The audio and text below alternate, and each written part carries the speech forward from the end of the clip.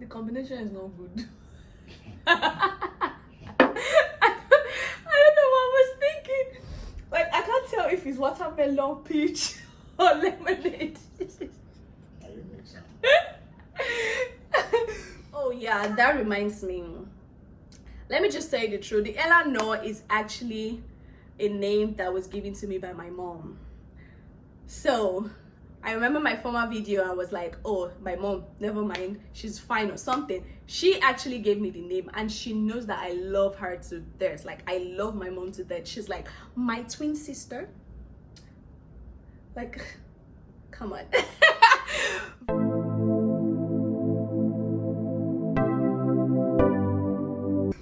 Hi guys, and welcome back to my channel. It's your girl Eleanor. I am super hyped today. I don't know why. I'm just really very happy because, you know, I look cutesy. I don't know why I'm so happy today. But welcome back to my channel. This is Eleanor, and today we're gonna have a little story time, a very juicy story.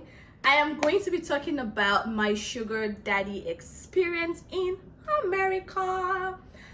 Like, if you are in Nigerian or if you are from Nigeria, you know that sugar daddy back home is the fastest way to make money as a girl. So I didn't expect that, oh, that kind of a thing happens like here in America, but apparently it does.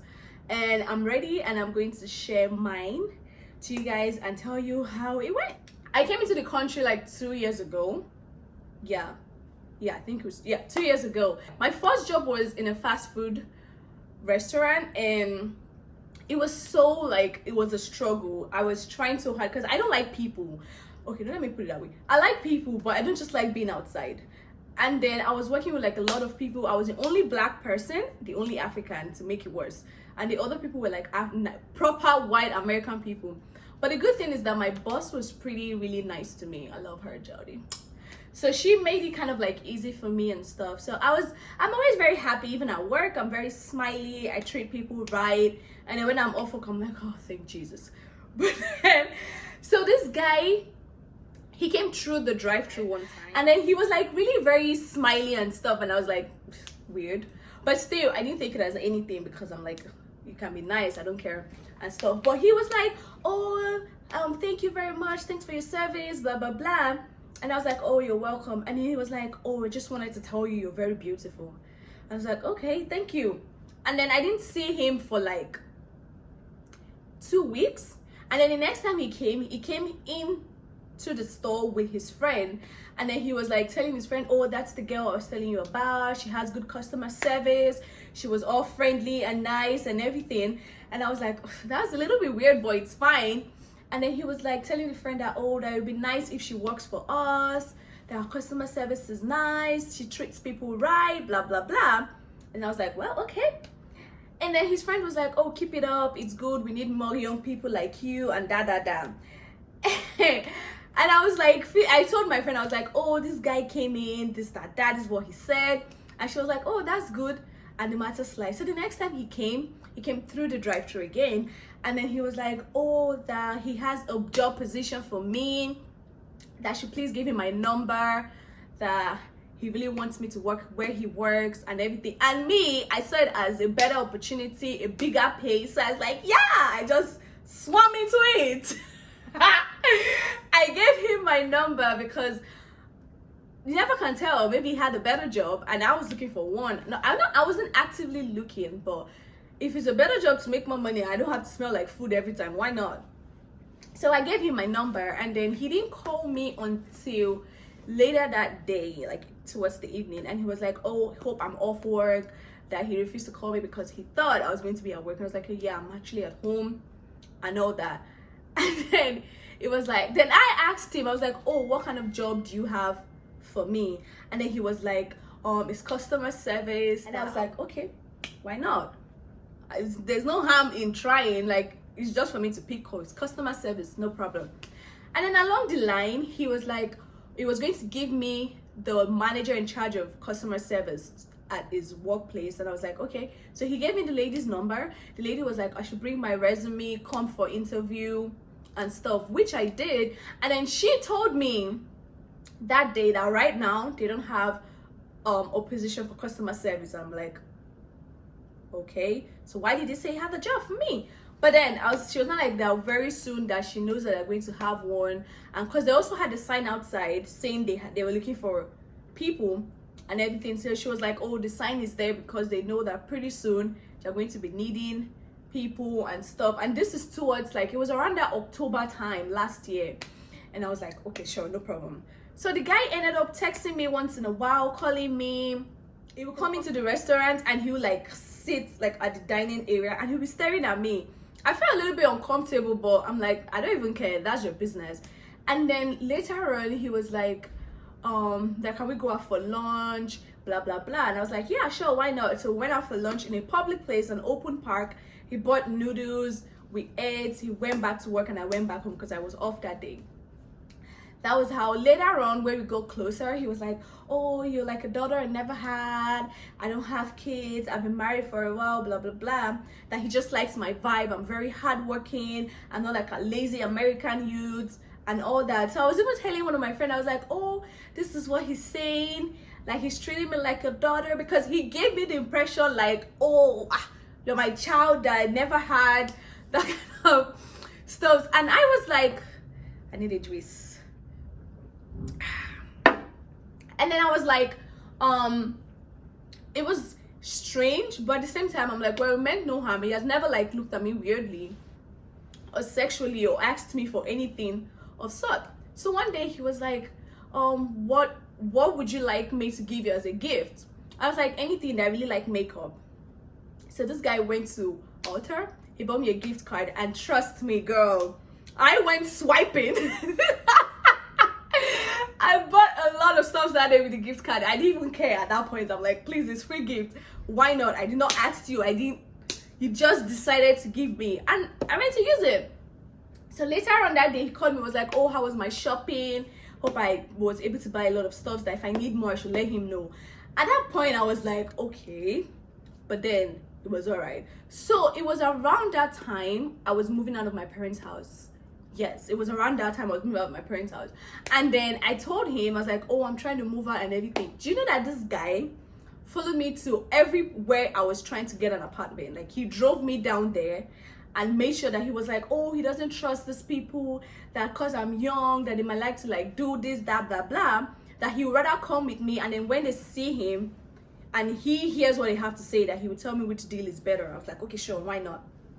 I might need a little help, no problem. So this guy followed me to all the places I was looking for apartments and stuff, and then we finally got one.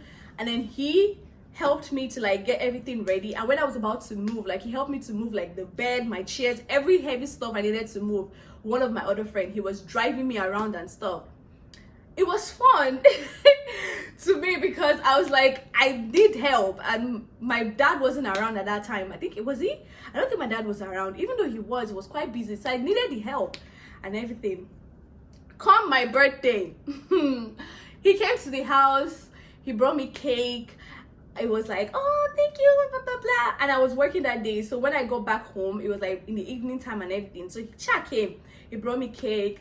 And then he was like looking at my TV area, because I have this section where the TV is supposed to be. And I was like, why is he looking at that place? But I didn't care. So my friends came, like 3 of them, plus my cousin came later. But my friends came, and then we're like just still laughing. And then he called, and he was like, oh, are you at home? I was like, yeah. It was like, oh, am I home alone? I said no, that I have friends over. I was like, oh, can you and your friends, can you guys come downstairs? I have your birthday gift. In my head, I was like, shey if it's a car like this. This one I was telling him to come downstairs. I was like, it should please, oh God, car. But then I was like, why will he buy me a car? But it was funny. So myself and my friends, we went downstairs and we saw this old man struggling with TV. He literally bought me a 65-inch TV. I was like, what? Because I was already planning that Black Friday, because it was November. I was already planning that Black Friday I was going to get myself a TV. So he bringing that one. There was no way I was going to say no at all. Like, I jumped into it and everything. And then he dropped the TV. He was like, oh, happy birthday, this is your birthday gift.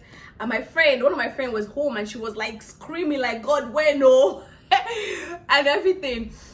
And he left, like he didn't even stay or anything. He just left, like, okay, he's going back home and everything. So I walked him out and I told him thank you, and I was like, enjoy your birthday. So I came back upstairs. My friend was like, this guy, I hope he doesn't want anything. I'm like, he has never actually said anything of sort, but let's hope and see. After my birthday, that was how this guy randomly would just call 11 something. He's like, oh, are you home? Can I come over? And I'm like, excuse me, did you check your wristwatch? Why would you be coming to my house around 11? Like, I don't even like anybody in my house that late and everything. So I started feeling weird. I'm like, why is he always calling me, telling me he wants to come at that time? I just started cutting like my friendship or relationship or whatever I had with him off. So one day he just showed up at my house and then he was like, oh, I'm downstairs. I was like, okay, I didn't invite you. He was like, I should come downstairs, blah blah blah. So I went downstairs and he was like, oh, that the first day he saw me, I was very attractive, that he doesn't mind leaving his wife for me. And I'm like, I was like, mister, do you know how I'm like your child? Like, I'm literally maybe your last child. Like, I'm old enough to be your last child. And then he was like, oh, that doesn't matter, that he's young at art, this, that, that he would treat me right and everything, that he has money, he just wants kids, that his wife is just boring, that she doesn't like want to do fun stuff, and he has so much energy, he just wants someone young and fresh, and that he can that he can do all those stuff sweet and everything. I was so irritated, like I didn't even know how to respond. I was just sick to my stomach. I just looked at him. I was like, mister, thank you for everything you've done, but I'm old enough to be your last child. This cannot work. And then I left. Ever since then, he will call me randomly, I will not pick. He would text me. He blocked me one time and I was like, God, I thank you Jesus. Not for one day randomly, he just called me with another number and I was like, who is this? Like, I picked it and he was like, oh, he said his name. I was like, oh, Jesus. I was like, sorry, he blocked me, that he was just a little bit upset, that after everything he has done for me, blah blah blah. And I'm like, I didn't ask you to do anything for me. You decided with your own heart, your grateful heart, your sweet mind, to do all those stuff for me. So don't come and then be like, oh, because of what you've done, that if you want your TV back, please come and take it. Like, I will get my own myself, but I'll like come and carry your TV. And then he was like, oh, that shouldn't mean in that way, that he just wanted to tell me that I should have a good life, that he's going to unblock me and blah blah blah. So ever since then, thankfully, he has never called me or texted me again. Like, I'm not like, okay, so my own question is, what exactly do older men see in like young people like us, married men? And he showed me his wife's picture. She's really very beautiful, like she's a very beautiful woman. And I'm like, what else do you want? You have a good wife, I guess, and you have money, you have a good home. So why are you looking for a young girl outside? Like, why can't you just be a father figure and just move on? Why do you have to go down with her? Like, it makes no sense. But anyways, that's my own sugar daddy experience. And if you know or you have had yours, please, you can reach out to me and tell me how it went, because I'm so interested. Like, I want to know how, because I know in Nigerian old men or sugar daddies, they don't have time for all this corner. They will just go straight, baby girl, you're beautiful, come, let me be your sugar daddy, straight up.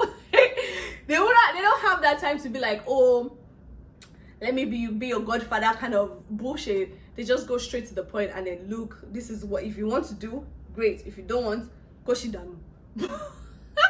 But it's so good. I hope you guys had fun. I hope you enjoyed my story time. And as always, remember to subscribe. Look, if you have not subscribed by now, you are doing something wrong. So remember to subscribe, share, like this video. And everybody has to say, is very beautiful. Come on, look at that. Can you see that? I'm too cutie. Too cutie. You feel me? I'm too cute. I love you guys so much. Bye. Do not forget to subscribe.